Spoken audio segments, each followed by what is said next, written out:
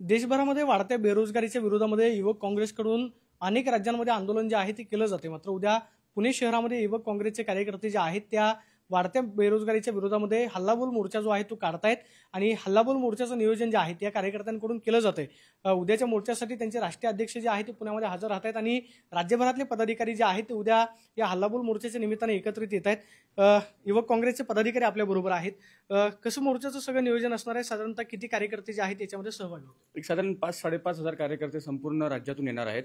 आमचा जो उद्देश आहे नोकरी दोन अशा नाही, म्हणजे देशभरात आपण बघितलं असेल ड्रग्सचं प्रमाण जो आहे हजारो कोटींचे ड्रग्स, टनांमध्ये ड्रग्सचा जो साठा आपल्याला देशभरात सापडला जातोय, गुजरातमध्ये असेल, पंजाबमध्ये असेल, बाकीच्या वेगवेगळ्या राज्यात, महाराष्ट्रात असेल, परंतु त्यांच्यावर कारवाई करण्याऐवजी त्यांच्यावर कारवाई होत नाही, त्यांचे पाळेमुळे शोधले जात नाही आणि बेरोजगारीचा जो प्रमाण आहे तो खूप मोठ्या प्रमाणावर देशभरात चाललेला आहे। तर त्याच्यावर सरकारने जे उपाययोजना कराव्यात यासाठी आम्ही युवक काँग्रेसतर्फे संपूर्ण देशभरात आंदोलन करत आहोत। उद्याची मोर्चाची परवानगी जी आहे ती पोलिसांकडे मागितली आहे का? म्हणजे त्यांनी काय पत्र जे आहे ते तुम्हाला परवानगीचं दिलंय का?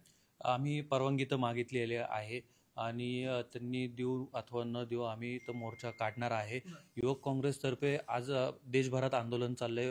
राष्ट्रीय अध्यक्ष उदय भानूची यांच्या नेतृत्वामध्ये देशभर आंदोलन चालू आहे। तुम्ही जर बघितलं तर 45 वर्षातला बेरोजगारीचा दर सगळ्यात जास्त आता वाढलेला आहे आणि जर अंमली पदार्थांचं तुम्ही जर बघितलं तर पुण्यामध्ये सगळ्यात जास्त रॅकेट हे अंमली पदार्थाचं पकडलं जाते, पण त्याच्यावर ठोस कारवाई काय होत नाहीये। आमच्यासारखा युवक एक तर बेरोजगार होतोय, नाही तर अंमली पदार्थांच्या नशेच्या मागं जातोय। तर तरुणांनी करायचं काय? तरुणांच्या हक्कासाठी युवक काँग्रेस मैदानात उतरली आणि उद्याचा मोर्चा हा महाराष्ट्र राज्यभर कार्यकर्ते पुण्यामध्ये येणार आहे आणि हे आंदोलन खूप जोराच्या ताकदीने आम्ही उद्याचं आंदोलन करणार आहोत। देशामध्ये जी वाढती बेरोजगारी आहे त्याला नक्की जबाबदार कोण आहे? दिवसेंदिवस महागाई वाढते, रोजगाराच्या संधी ज्या आहेत त्या उपलब्ध होत नाहीत। केंद्र सरकार की मग राज्यातलं जे स्थानिक घटक प्रशासन असतं, नक्की कोण जबाबदार? देश के युवा देश के प्रधानमंत्री से सवाल करती है। बहुत हो गई बेरोजगारी के मारे, अब की बार मोदी सरकार, हर साल 2 करोड़ युवाओं को रोजगार मिलेगा। ये खुद प्रधानमंत्री जी ने हर स्टेज पे बड़े बड़े भाषण दिए थे। आज क्या है हालात? देश में बेरोजगारी दर बढ़ रहा है और हल्ला बोल, जो महाराष्ट्र प्रदेश यूथ कांग्रेस का ये जो स्लोगन है हल्ला बोल, बेरोजगारी पे हल्ला बोल, बढ़ते ड्रग्स जो सप्लाई हो रही है युवाओं पे उस पर हल्ला बोल, और जो हमारा जो इंडस्ट्री महाराष्ट्र का जो गुजरात में सेटअप हो रहा है उस सब पे हल्ला बोल। तो ये सारे मुद्दे पे युवा कांग्रेस हम लोग एकजुट होकर प्रदर्शन कर रहे हैं। उद्याच्या मोर्चामध्ये जे तरुण सहभागी होणार आहेत त्याची दखल सरकारला घ्यावी लागेल।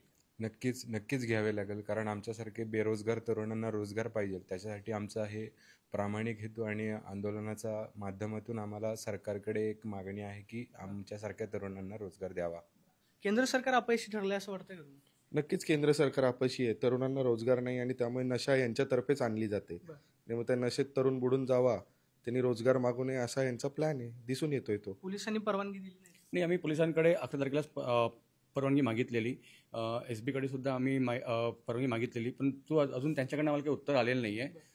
परवानगी मिळाली नाही मिळाली तरी आम्ही उद्या ताकदीने आंदोलन करणार आहोत आणि या सरकारला जागा करण्याचं काम महाराष्ट्र प्रदेश युवक काँग्रेसतर्फे करण्यात येणार आहे। आपण पाहतोय की उद्याच्या मोर्चामध्ये मोठ्या संख्येनं कार्यकर्ते जे आहेत ते सहभागी होतील आणि देशभरामध्ये जी वाढती बेरोजगारी आहे त्या बेरोजगारीच्या विरोधामध्ये आम्ही आंदोलन करतो अशी प्रतिक्रिया या सगळ्या पदाधिकाऱ्यांनी दिल्याचं पाहायला मिळतं।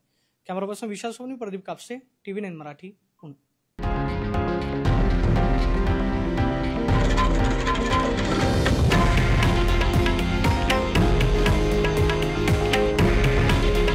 हे आहे देशातील नंबर 1 न्यूज नेटवर्क आणि आपण पाहत आहात TV9 मराठी।